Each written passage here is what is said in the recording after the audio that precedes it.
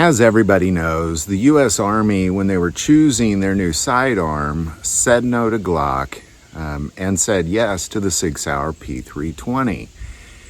And I want to take a moment and really address why that happened, the realism to it of why that actually took place, because we can see that in many aspects of the military actually taking on the Glock pistol, and really kind of defining, well, why are some parts of the military taking on the Glock pistol when the overwhelming side of the U.S. Army said no to it.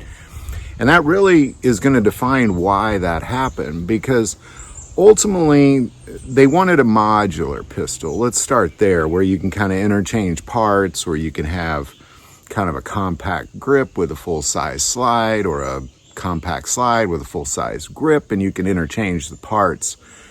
And 6 Hour P320 kind of invented that concept for the most part. And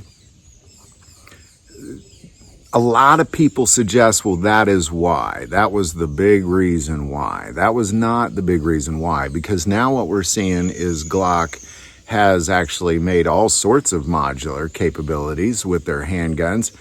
And they did that in response to militaries around the world wanting that. But the big reason is not that, because they've done that now.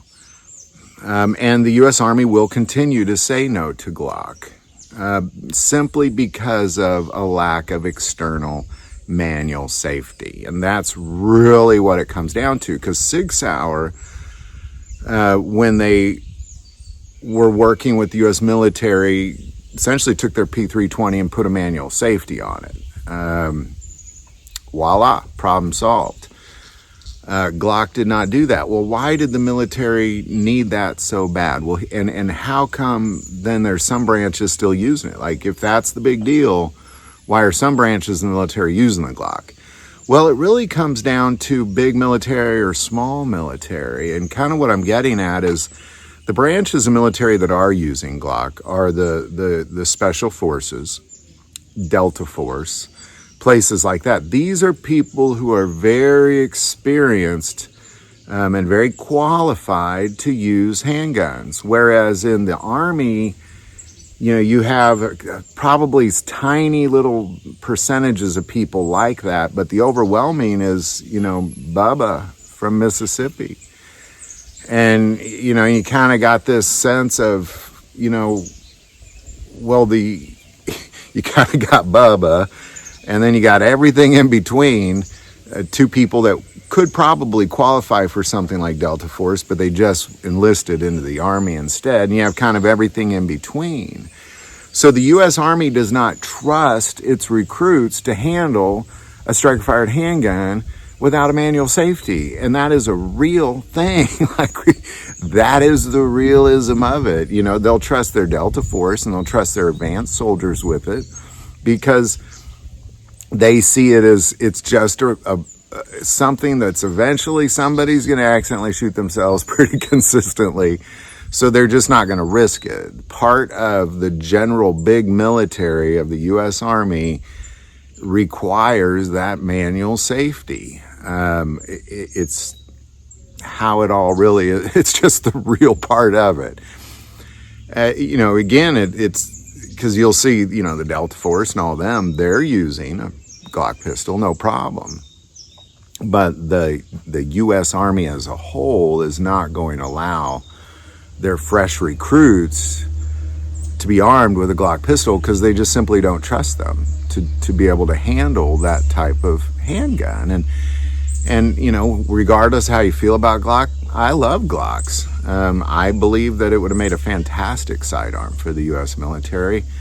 But I understand that concept. I see where they're coming from. And to be quite honest, if I was the authorities that be, and I was the one making the decision too, I'd look at, some of the recruits, which you wonder who signed that person up, who gave that person a gun. That person should not have a gun. There's a bunch of those in the military. Ask anybody that's been in the military. There's a bunch of people that make you scratch your head and think, who allowed that person in? And then they're arming these people. So they want manual safeties on them. I would too. You know, again, if it was up to me, which it's not, but if it was, I would want a manual safety as well. I might even want the first, round to be double action as well. That's where I would be as far as arming just the Army as a whole. You get into the elite military units, shoot, whatever handgun you want. I trust you, if it was up to me. So that's really the real reason why the military is still kind of saying no to Glock as the big picture, but they are saying yes to it in many other realms. And honestly, if Glock was just simply to put a manual safety on their Glock pistol, I think, and had it modular at the time, they probably would have got it. There was also some price issues there too. I think SIG came about $150 million less than Glock.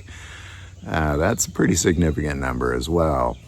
But I really believe that the reason they continue to say no, because it's not the price. I mean, they'll spend $150 million on paper. The military, $150 million is nothing. That's a couple bucks to the U.S. military. So I don't think it's the price.